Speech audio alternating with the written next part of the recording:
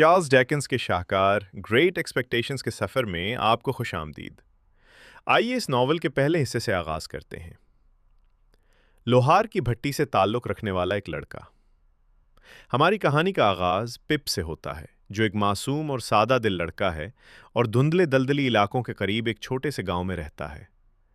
وہ یتیم ہے اور اپنی سخت مزاج بہن مسز جو اور اس کے نہایت مہربان شوہر جو گیرگری کے زیر سایہ پرورش پاتا ہے، جو گاؤں کا لوہار ہے۔ جو گیرگری محبت، خلوص اور بے لوث شفقت کی علامت ہے، اور اس کی لوہار کی بھٹی اس سادہ اور ایماندار دنیا کی نمائندگی کرتی ہے جس سے پپ کا تعلق ہے۔ اس کے برعکس پپ کی بہن نہایت قابو میں رکھنے والی اور اکثر ظالم ہے۔ ایک سرد شام پپ کی دنیا یکسر بدل جاتی ہے۔ جب وہ اپنے والدین کی قبروں پر جاتا ہے تو اچانک سائے میں سے ایک خوفناک شخصیت نمودار ہوتی ہے۔ یہ ایک بھاگا ہوا قیدی ہے، کانپتا ہوا، بھوکا اور زنجیروں میں جکڑا ہوا۔ وہ پپ کو پکڑ لیتا ہے اور دھمکاتا ہے، اور اس سے مطالبہ کرتا ہے کہ وہ اس کے لیے کھانا اور ایک ریتی لائے تاکہ وہ اپنی زنجیریں توڑ سکے۔ یہ خوفناک ملاقات پپ کی معصومیت کو چکناچور کر دیتی ہے اور آنے والے تمام واقعات کی بنیاد رکھتی ہے۔ اپنی جان کے خوف سے پپ چپکے سے اپنی بہن کے ذخیرہ خانے سے کھانا چراتا ہے اور جو کی بھٹی سے ایک ریتی لے آتا ہے۔ اگلی صبح جب سپاہی اس قیدی کو گرفتار کرتے ہیں تو ایک غیر متوقع بات ہوتی ہے۔ قیدی پپ کو بچا لیتا ہے اور یہ اعتراف کر لیتا ہے کہ اس نے خود وہ چیزیں چرائی تھیں۔ رحم کا یہ چھوٹا سا عمل ان دونوں کے درمیان ایک خفیہ رشتہ قائم کر دیتا ہے، ایک ایسا تعلق جو پوری کہانی میں گونجتا رہتا ہے۔ گھر واپس آ کر زندگی آسان نہیں ہوتی۔ مسز جو مسلسل پپ کو یہ احساس دلاتی رہتی ہے کہ وہ ایک بوجھ ہے، مگر جو کی خاموش نیکی اس کے لیے واحد سہارا بنی رہتی ہے۔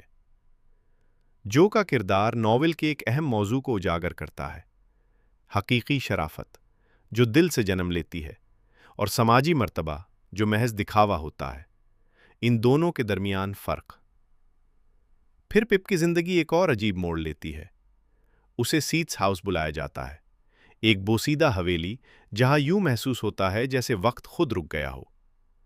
یہاں اس کی ملاقات عجیب و غریب مس ہیوشم سے ہوتی ہے، ایک امیر عورت جو ماضی میں ہمیشہ کے لیے قید ہو چکی ہے، وہی پرانی پھٹی ہوئی شادی کی پوشاک پہنے ہوئے جو اس نے کئی دہائیاں پہلے دھوکہ کھانے کے دن پہنی تھی۔ مس ہیوشم کرواہٹ اور جذباتی زوال کی جیتی جاگتی علامت ہے۔ سیٹس ہاؤس میں پپ کی ملاقات اسٹیلا سے بھی ہوتی ہے، مس ہیوشم کی خوبصورت مگر سرد دل منہ بولی بیٹی سے۔ اسٹیلا پپ کو حقارت کی نظر سے دیکھتی ہے اور اس کے کھردرے ہاتھوں اور عام انداز کا مذاق اڑاتی ہے۔ زندگی میں پہلی بار پپ کو اپنے پس منظر اور خاندان پر شدید شرمندگی محسوس ہوتی ہے۔